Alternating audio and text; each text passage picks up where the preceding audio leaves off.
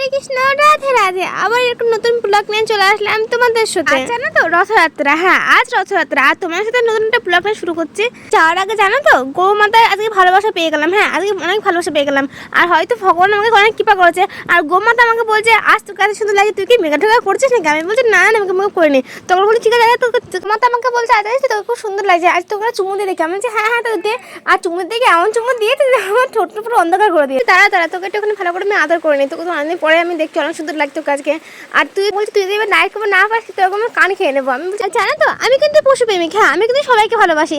এবার তোমরা কিন্তু যেরকম ভাবে যে মাইন্ডটা নিতে পারো সেরকম এই মাইন্ডে নাও। এবার চলো অনেকক্ষণ গোমা থেকে আদর করে ফেললাম, এবার চলো রথযাত্রা তোমাদের ভ্রমণ করে আসি। আমিও যাই তোমাদের নিয়ে যাই। আমাদের কিন্তু আমি অনেক আগেই বলেছি যে ফ্যামিলির সাথে গেলে কিন্তু খুব মজা হয় জানো তো। আর অনেকদিন পরে কিন্তু আমার বাবার সাথে রথযাত্রা দেখতে যাচ্ছি। হ্যাঁ দেখো কত মেঘ করেছে, আমি তো হলে মনে হয় এখনই বৃষ্টি চলে আসলাম, আর না আমার যেতে পারবো না।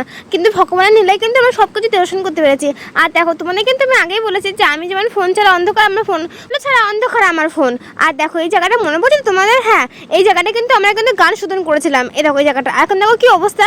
আর দেখো এই প্রভু কিন্তু খুব ভালো, যে আমি যখনই ব্লগ করছিলাম তখন কিন্তু প্রভু কিন্তু মানে জগন্নাথের মানে ওখানে কিন্তু টর্চটা মেরেছিল, কিন্তু আমি তখন ওটা ফলো করিনি। তখন আমি ভিডিওটা এডিট করার সময় আমি এটা ঠিক খেয়াল করতে পারলাম।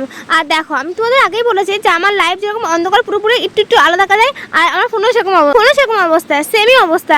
আর জানো তো অনেকক্ষণ পরে গোলাপ কাটতে দেখলাম, যে দিকে আমার মনটা এত সুন্দর লাগলো। আর গোলাপ একটা ছিললাম আমার কপালটা এরকম যে আমার পুরো ফুলটা ঝরে গেল।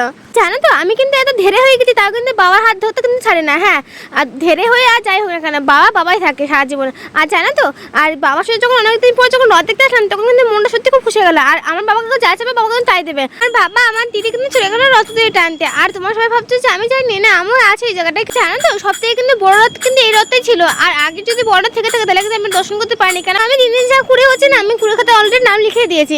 দেখো এই ব্লগটা কবেকার পোস্ট করার দরকার ছিল আর কবে পোস্ট করছি, দেখেছো কত কুড়ে হয়ে গেছে আমি। আর তো জানো তো রথের মধ্যে কে ছিল, রথের মধ্যে আমার গোপু শোনা ছিল। আর দেখো আমি তোমার চলে আসলাম এত ভিড়ের মধ্যে, কিন্তু আমি জায়গা পাচ্ছিলাম না। অনেক কষ্ট করে আমি পেয়েছি, অনেক কষ্ট করে ভিড় কাটে অলরেডি আমি ব্লগটা করতে পেরেছি। আর তোমার সবাই বলে দাও জয় জগন্নাথ, হ্যাঁ জয় জগন্নাথ বলে দাও। আর দেখো আর চলো এবার অনেক বক হয়ে গেলো, রথযাত্রাটা এবার টেনে আসি। আর তোমার এবার সবাই অনেকজনই ভাববা যে এখান থেকে এটুকু নেই, হ্যাঁ এখান থেকে এটুকু, কেন আমাদের মানে বেদের বাজারে মানে রথটুকুন ওখানেই থাকে, মানে সব দর এসে ওখানে জড়ো হয়। মানে যেখানটা তোমাদের আগে দেখেছিলাম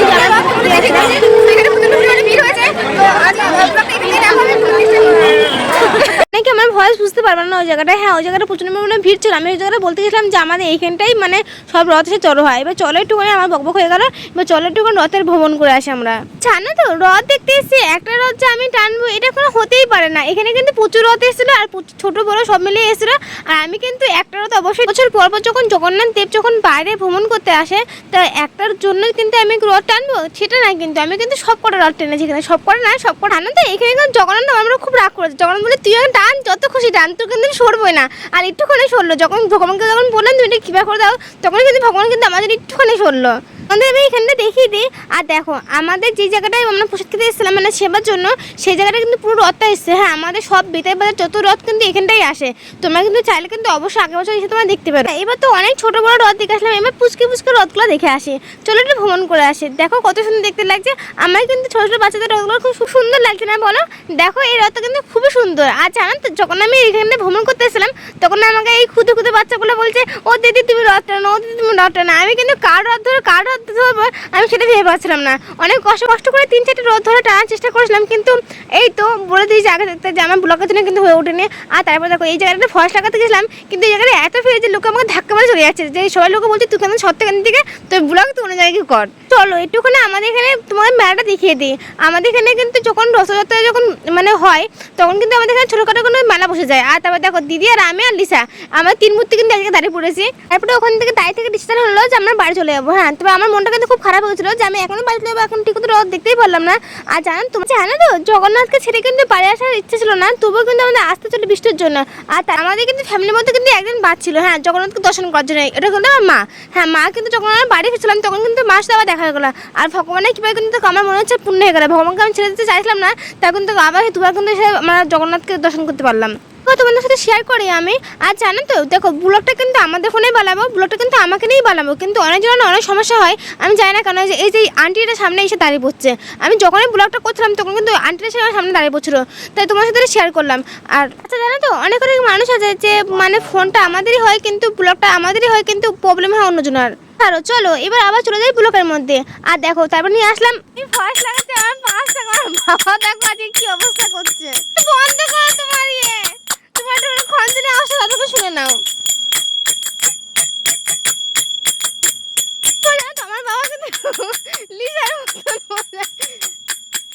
কষ্ট করছে, তখন খঞ্জনে আওয়াজটা শুনে নাও যে বাবা দিকে কতক্ষণ বাড়াতে পারে খঞ্জনিটা। কিন্তু অবশ্যই কমেন্ট করে জানিও যে আজকে আমার দুই বোনকে কেমন লাগছে, আর সব থেকে বেশি কাকা সুন্দর লাগছে। আশা করি আমার দিদিকে বেশি সুন্দর লাগছে। আমার দর্শনকে জগন্নাথ করতে গেছে, আমি আজকে মানে জিলাপি খাবো না, এটা হতেই পারে না। আর তারপর দেখেছি ভগবানের কৃপায় কিন্তু আমরা অলরেডি যখন দর্শন করে যখন বাড়ি ফিরছি মানে বাজারে ওইটুকুনের মধ্যে কিন্তু বৃষ্টি পড়া শুরু করে দিচ্ছে। আর জানো তো আমরা দাঁড়িয়েছি কোথায়?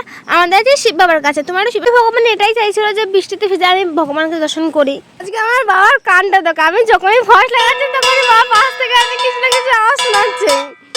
কি অবস্থা, কান জ্বলে গেল, আমার ভয়েসটা লাগাতে দাও। কি কারো বাড়িতে আছে, তোমাদের বাড়িতে এরকম আছে বাবা যে ভয়েস লাগাতে গেলে আসমাই বাবা এরকম করছে। এই ভিজে গিয়েছে আমার মা, এই যে ওষুধ এসলো লিসা, দেখি লিসা, লিসা আমার দিদি, আমার দিদি মা ওরা সবাই হারিয়ে গেছিলো। আর ওদের খুঁজতে খুঁজতে দেখো আজকে আমার মানে কি অবস্থা, পুরোপুরি ভিজে গেছে। আমি